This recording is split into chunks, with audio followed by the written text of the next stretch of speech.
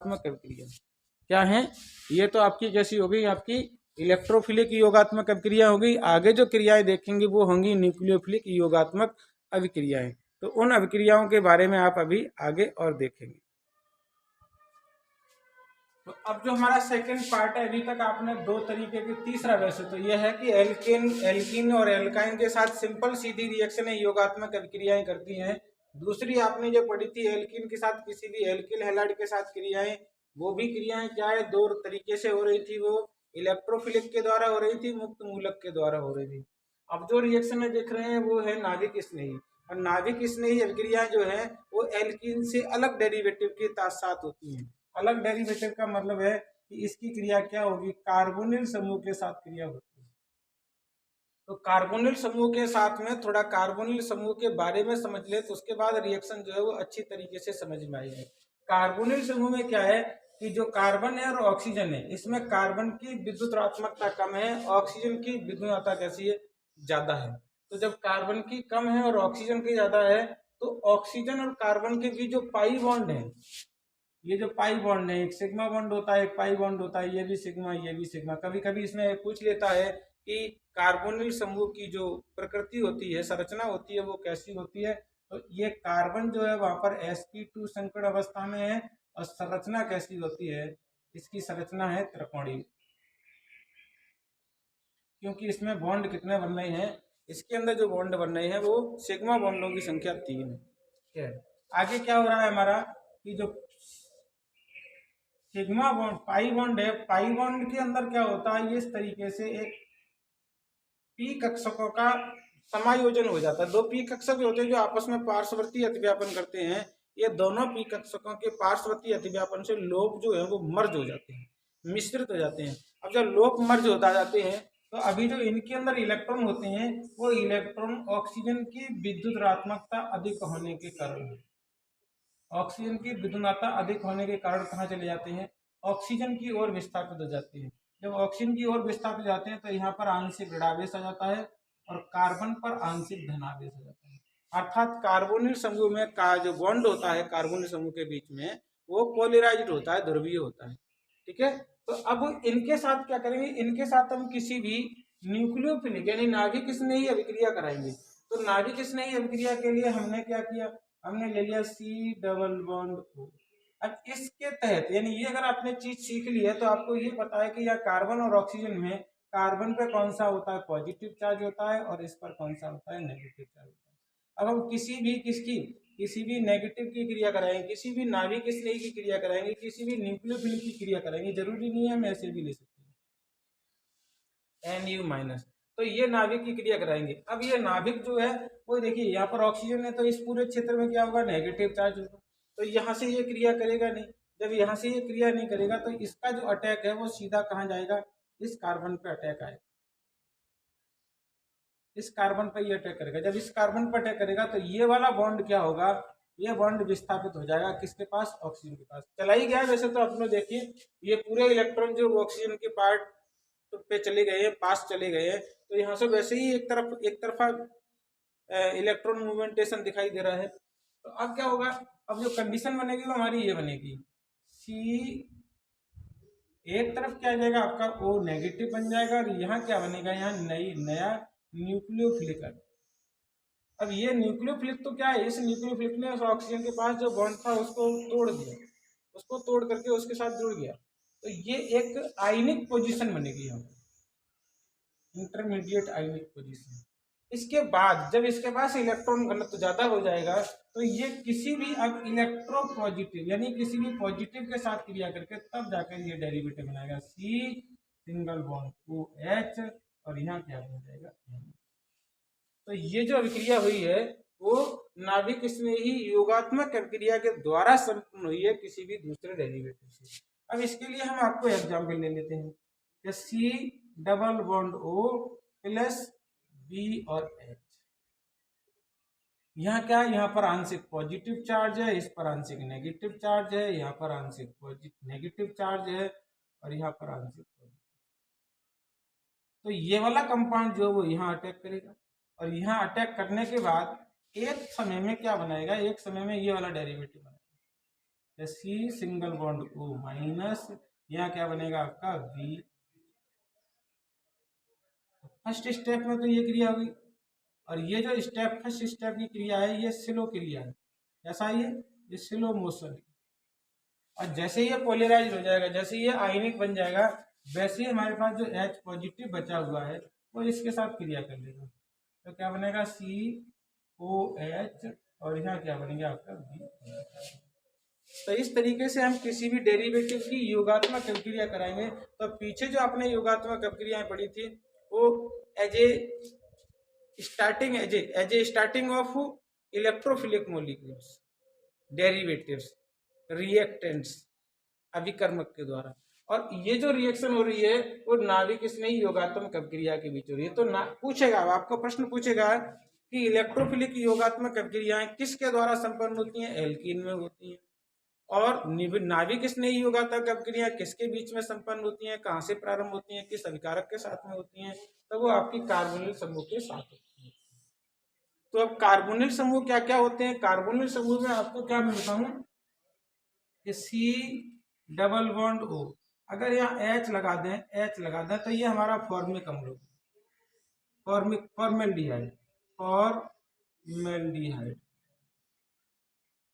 अगर हम इसके साथ में C⋯O एक तरफ H लगा दें और एक तरफ R लगा दें तो ये हो जाएगा एल्डिहाइड। क्या हो जाएगा? ये एल्डिहाइड होगा। अगर हम इसमें दोनों जगह क्या कर दें, दोनों के दोनों जगह हम R लगा दें तो हो जाएगा ये कीटोन। क्या हो जाएगी? कीटोन बन जाएगी। अब हमने क्या किया, हमने यहाँ पर एक जगह, ये तुम्हारा कार्बोनिल फिक्स ही है, कार्बोनिल सभी है, यहाँ हमने क्या ले लिया? R ले लिया, और यहाँ हमने क्या लगा दिया? NH2 लगा दिया, तो ये बन गया एमाइड। अगर हमने C⋯O हमने यहाँ लगा दिया R और यहाँ लगा दिया हमने OH, तो ये एसिड बन गया, कार्बोक्सी एसिड हो गया। ठीक है, जिसे क्या कहते हैं? कार्बोक्सी एसिड कहेंगे।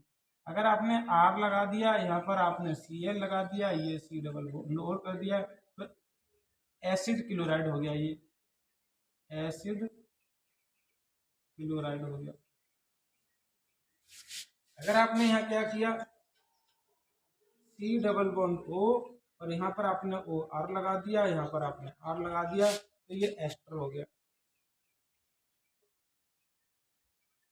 ऐसे ही हमने क्या किया, C⋯O, यहाँ पर O माइनस कर दिया, यहाँ पर R कर दिया, तो ये क्या हो गया?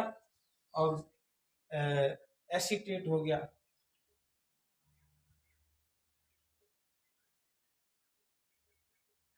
एसीटेट डेरिवेटिव बन गया। तो इस तरीके की एक नहीं बहुत सारे डेरिवेटिव थे। कार्बोक्सीलेट भी कह सकते हैं इसको, एसीटेट तो इसका डेरिवेटिव यही आ गया, क्योंकि R लगाएंगे, यहाँ पर करेंगे कार्बोक्सीलेट,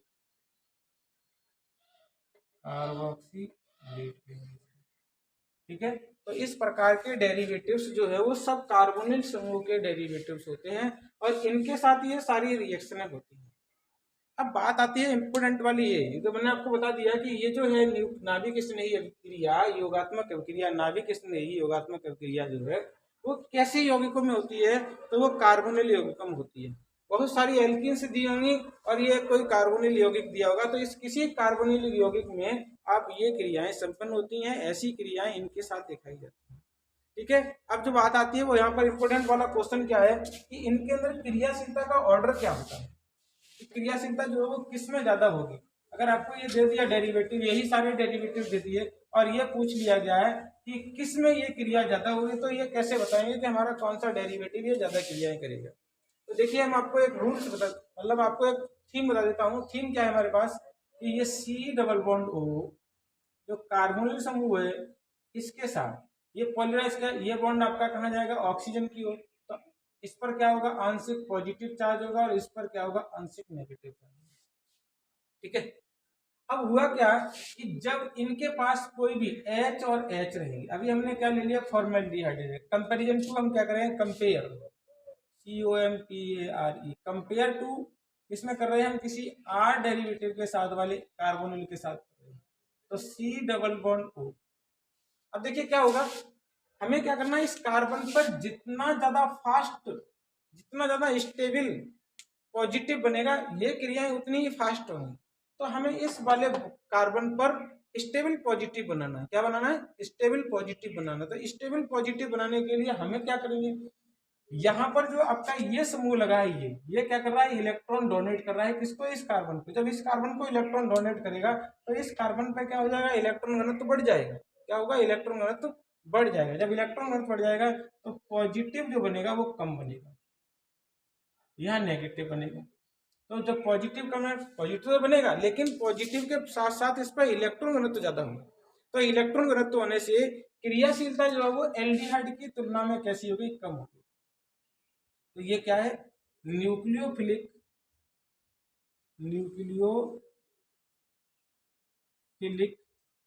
एडिशन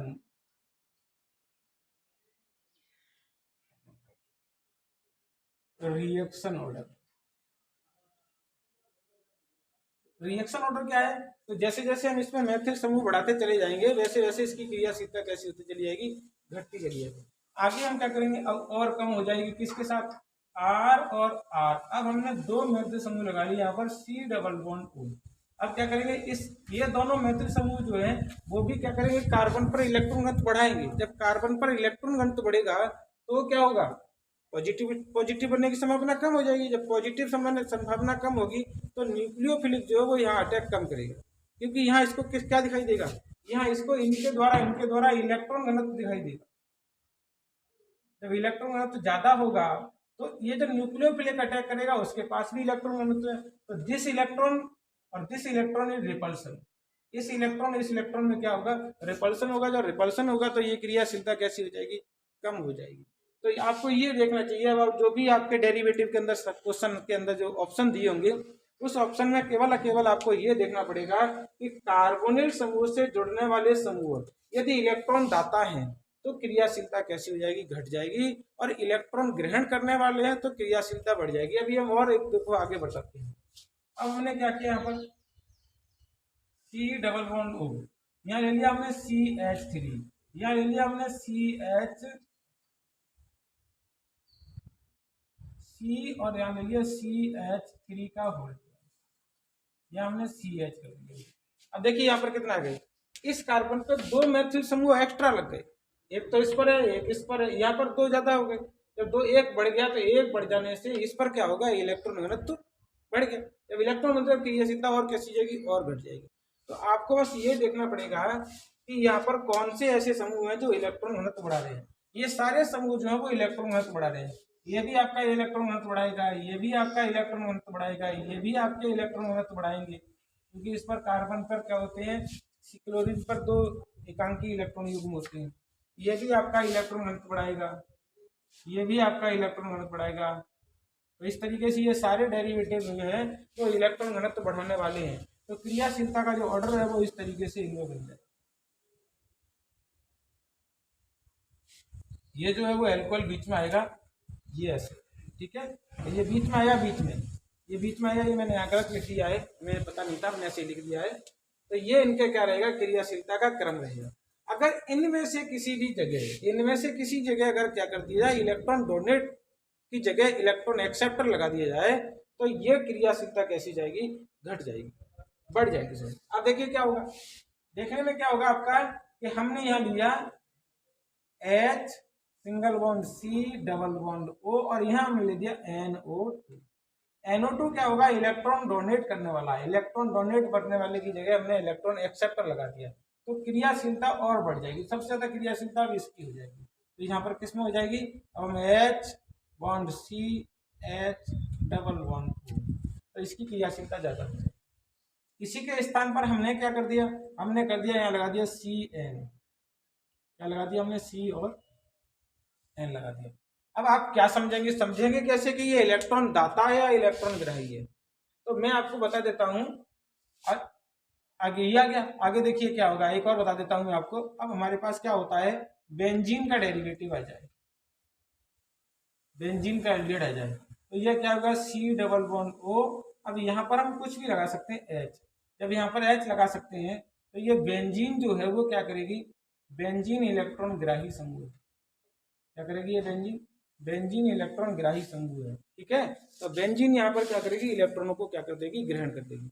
जब इलेक्ट्रॉन को ग्रहण करेगी तो इन पर क्रियाशीलता थोड़ी कैसी हो जानी चाहिए, बढ़ जानी चाहिए। लेकिन क्या है, अब इसका क्रम जो होता था वो उल्टा हो जाता है। उल्टा होने का मतलब क्या है, ये जो बॉन्ड है वो इधर टूटेगा और इधर टूटने के बाद क्या होगा, ये जो बॉन्ड होंगे वो ऊपर की ओर जाएंगे। तो क्रियाशीलता कैसी होगी, कम होगी। आप सोचते होंगे कि बेंजीन के अंदर हो रही है क्रिया कि बेंजीन के इलेक्ट्रॉन जाएंगे, लेकिन नहीं, यह कार्बन से ऑक्सीजन जुड़ा है, वो क्या कर रहा है, वो इलेक्ट्रॉन ग्रहण कर रहा है। जब इलेक्ट्रॉन ग्रहण कर रहा है तो बेंजीन इसको इलेक्ट्रॉन प्रोवाइड करेगी, अर्थात पॉजिटिव बनने की संभावना कैसी हो जाएगी, कम हो जाएगी। कैसी हो जाएगी, कम हो जाएगी। इसी प्रकार हमने क्या किया, हमने दो बेंजीन लगा दिए, सी डबल बॉन्ड ओ, और फिर हमने यहाँ पर एक बेंजीन लगा दी। जब हम यहाँ पर एक बेंजीन लगाएंगे तो अब क्या होगा, ये भी इलेक्ट्रॉन धर लेगा। जब ये इलेक्ट्रॉन ले लेगा तो यहाँ से भी इलेक्ट्रॉन प्रोवाइड किए जाएंगे, यहाँ से भी इलेक्ट्रॉन प्रोवाइड किए जाएंगे। तो अब क्या हो गया, और घटना घट गई और कम होगी। तो इस तरीके से क्रियाशीलता कैसी जाती है, कम होती चली जाती है। बाकी की जो मैं बात कर रहा था, बस आपको ध्यान क्या देना है, ध्यान ये देना है कि जो भी आपके पास ऑप्शन दिए गए हैं उन ऑप्शन में क्रियाशीलता न्यूक्लियोफिलिक का ज्यादा अटैच दिया है कि क्रियाशीलता कहाँ ज्यादा होगी। तो बस आपको ये देखना है कि इलेक्ट्रॉन दाता समूह ज्यादा जुड़े हैं वहां कम होगी, इलेक्ट्रॉन ग्राही समूह ज्यादा जुड़े हैं वहां ज्यादा होगी, ठीक है। तो ये ऑप्शन आपको क्या करना पड़ेगा, ध्यान में रखना पड़ेगा। बात आती है यहाँ पर कि ये कैसे पता लग जाता है कि ये इलेक्ट्रॉन दाता है और ये इलेक्ट्रॉन ग्राही है। तो मैं आपको इलेक्ट्रॉन दाता और इलेक्ट्रॉन ग्राही के अंदर की बात बताता हूँ। देखिए, हमने इसमें से तीन ऑप्शन ले लिए, एक हमारे पास ऑप्शन ये रहा, एक ऑप्शन ये रहा, और एक ऑप्शन क्या करते थे हम, CH3 लेते हैं, C डबल बॉन्ड O और CH3 लेते हैं। अब इस कार्बन के साथ हमने क्या जोड़ लिया, हाइड्रोजन जोड़ लिया, एक हाइड्रोजन, दूसरा हाइड्रोजन और तीसरा हाइड्रोजन जोड़ लिया, ठीक है। क्या करेंगे, इसमें तीसरा हाइड्रोजन जोड़ दिया। अब यहाँ पर हमारे पास क्या है, हमारे पास नाइट्रोजन है, यहाँ पर हमारे पास क्या है, नाइट्रोजन के साथ में ऑक्सीजन है। तो हमने एक तरफ इस तरीके से O लगा लिया, यहाँ पर आपने एक। अब आपको करना क्या है, सिर्फ एक चीज समझना है कि कौन सा समूह जो है वो इलेक्ट्रॉन ग्राही होगा, कौन सा समूह इलेक्ट्रॉन दाता होगा। तो अब देखिए क्या होगा कि हाइड्रोजन और कार्बन, कार्बन और हाइड्रोजन में कार्बन की भिन्नता ज्यादा है, तो हाइड्रोजन कार्बन को इलेक्ट्रॉन देंगे, तो कार्बन के पास इलेक्ट्रॉन घनत्व ज्यादा हो जाएगा। और कार्बन फिर क्या करेगा, अगले वाले कार्बन को देगा। तो यहाँ पर क्योंकि यहाँ पर आंशिक पॉजिटिव चार्ज हो रहा है और यहाँ पर आंशिक नेगेटिव चार्ज हो रहा है, ये वाला बॉन्ड इधर। तो ये कैसा हो गया आपका इलेक्ट्रॉन दाता समूह। बात कर रहे हैं यहाँ पर, यहाँ कार्बन और नाइट्रोजन है, तो कार्बन और नाइट्रोजन में किसकी विद्युत ऋणात्मकता ज्यादा है, नाइट्रोजन की ऋणात्मकता ज्यादा है। ज्यादा होने के बाद क्या है, ये साझे का इलेक्ट्रॉन इधर की ओर आएगा। जब इधर की ओर आएगा तो ये वाले इलेक्ट्रॉन जो है वो इधर की ओर मूवमेंट करेंगे, उस कार्बन की ओर मूवमेंट नहीं करेंगे। अर्थात यहाँ पर क्या होगा, पॉजिटिव जो बनना है वो ज्यादा बनेगा। ऐसे यहाँ पर होगा क्योंकि ये इलेक्ट्रॉन कहाँ जाएंगे, इसके पास जाएंगे, ऑक्सीजन के पास। ये भी आपका इलेक्ट्रॉन ऑक्सीजन के पास जाएंगे। तो जब ऑक्सीजन के पास जाएंगे तो कार्बन की और नाइट्रोजन के बीच में जो इलेक्ट्रॉन है वो कार्बन की ओर मूवमेंट कर जाएंगे। जब कार्बन की ओर मूवमेंट करेंगे तो यहाँ पर जो होगा वो पॉजिटिव चार्ज ज्यादा बनेगा, और ज्यादा बनेगा तो क्रियाशीलता सबसे ज्यादा इसकी होगी। इन दोनों की बात तुलना कर रहे हैं तो सबसे ज्यादा क्रियाशीलता इसकी होगी, उससे कम इसकी होगी और इससे कम किसकी होगी। तो इस तरीके के आपके क्वेश्चन जो है वो कंपटीशन में दिए जाएंगे। ऐसे क्वेश्चनों को आप समझने का प्रयास, ठीक है। अगला क्या आता है यहाँ पर, एक तो हमारा प्रभाव ये आ गया कि इलेक्ट्रॉनों का स्थानांतरण। एक प्रभाव हमारा क्या है, इलेक्ट्रॉनों का स्थानांतरण प्रभाव है। और दूसरा जो प्रभाव आप देखेंगे वो प्रभाव आपका अनुनादी प्रभाव। क्या आपका आता है, अनुनादी प्रभाव आता है, ठीक है।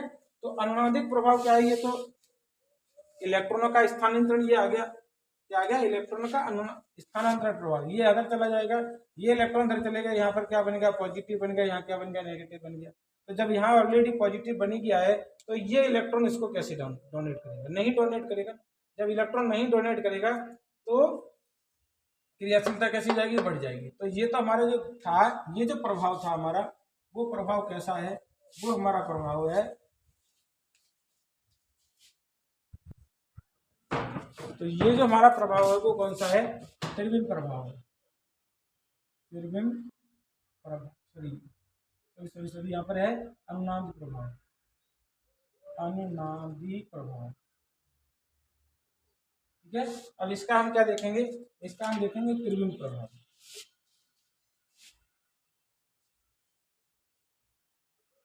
देखिए त्रिविम प्रभाव क्या है, दूसरा जो हमारा प्रभाव है वो है त्रिविम प्रभाव।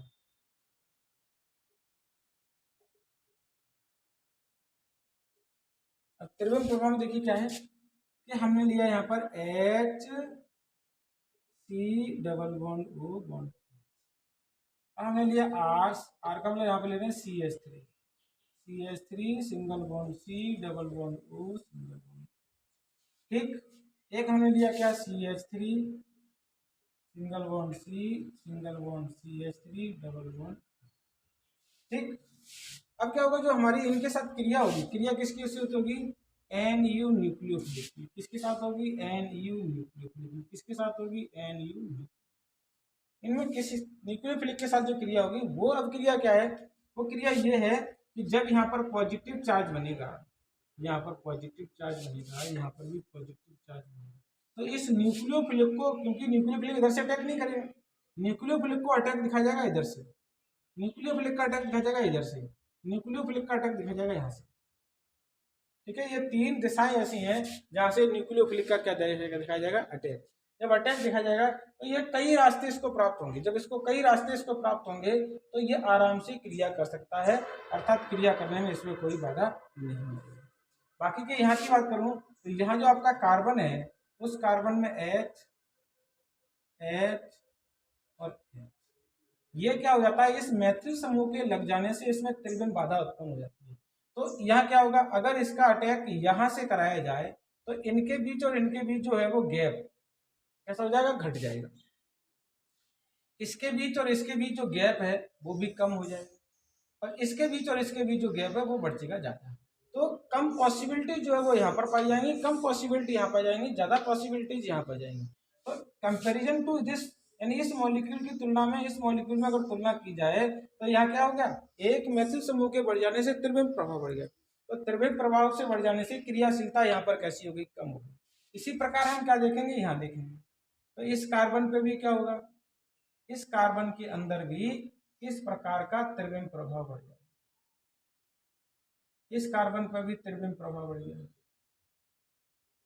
और जब इस कार्बन पर त्रिविम प्रभाव बढ़ जाएगा ऐसे करके, अब देखिए यहाँ पर एक घटना कि इसके बीच में अब जगह नहीं बची, जब जगह नहीं बचेगी तो इनके बीच में क्या होगा, इनके बीच में रिपल्सन होगा, रिपल्सन होगा तो ये जो दूरी है वो कैसी हो जाएगी, कम हो जाएगी, और ये दूरी भी कैसी हो जाएगी, कम हो जाएगी। तो कम होने का बाद न्यूक्लियोफिलिक को जो है वो अटैक करने के लिए इधर से तो कोई जगह बचेगी, क्योंकि न्यूक्लियोफिलिक पीछे से अटैक करेगा, यहाँ से अटैक करेगा, क्योंकि इस पोजीशन पे क्या है, पॉजिटिव चार्ज। तो दूसरी बात क्या आ गई कि त्रिविम प्रभाव क्या है कि जैसे जैसे कार्बोनिल समूह के पास में मैथिल समूह की त्रिविम जो संरचना है, वो त्रिविम संरचना बड़ी होती चली जाती है, समूह बड़े होते चले जाते हैं, तो भी क्रियाशीलता कैसी जाती है, घटती चली जाती है, क्रियाशीलता कैसी जाएगी, घटती चली जाएगी। तो ये हमारा क्या रहा, ये हमारा प्रेरक प्रभाव रहा, प्रेरक प्रभाव। ये हमारा क्या रहा, अनुनादी प्रभाव रहा। अनुनादी प्रभाव का मतलब है इनके अंदर आपको अनुनादी संरचनाएं मिलेंगी, ये अनुनादी संरचना अनुनादी प्रभाव रहा। ये हमारा क्या रहा, त्रिविम प्रभाव रहा। तो ये तीनों कारकों के द्वारा नाभिक स्नेही प्रतिस्थापन अभिक्रियाएं जो हैं, नाभिक स्नेही योगात्मक अभिक्रियाएं जो हैं वो आपकी प्रभावित होती हैं। तो यहाँ से प्रश्न पूछेगा फिर कि किसी कार्बोनिल यौगिक में जो नाभिक स्नेही योगात्मक अभिक्रियाएं प्रभावित होती हैं या उनकी दर घट जाती है, तो उनके कारक कौन कौन से हैं, कौन कौन से कारक हैं, प्रेरक प्रभाव कारक, प्रेरक प्रभाव। दूसरा कारक कौन सा है, अनुनादी प्रभाव। तीसरा कारक कौन सा है, त्रिविम प्रभाव। तो ये तीन कारक आपके विशेषकर ध्यान रखेंगे। और अगर इस प्रकार के कोई भी डेरिवेटिव दिए हैं, इस प्रकार के कोई भी डेरिवेटिव दिए हैं, तो इस प्रकार के डेरिवेटिवों में कौन कौन से प्रभाव कार्य आते हैं, एक तो आपका त्रिविम प्रभाव कार्य आता है, दूसरा आपका प्रेरक प्रभाव काम आता है। यहाँ पर त्रिविम प्रभाव नहीं आएगा, ये तो मैंने डेरिवेटिव कंपैरिजन के रूप में लिखा। तो आज के इस योगात्मक अभिक्रिया में इतना ही। आगे हम आपको अगली अभिक्रिया पढ़ाएंगे जो एलिमिनेशन रिएक्शन है, ठीक है। तो एलिमिनेशन रिएक्शन के अंदर भी हम आपको इस तरीके से अच्छे से समझाने का प्रयास करेंगे। हमारी वीडियो अच्छी लगे तो लाइक शेयर सब्सक्राइब अवश्य करें, और नए लोगों को, अगर नए लोग हमारे साथ जुड़े हैं तो हमारे वीडियो को एक बार सब्सक्राइब करें, और हमारे नए वीडियो जो है वो आपके तक जल्दी पहुँचे, और आप इन वीडियो के माध्यम से आप जो प्रयोगशाला सहायक में भर्ती परीक्षा में आप लाभ ले सकते। तो जय हिंद, जय भारत।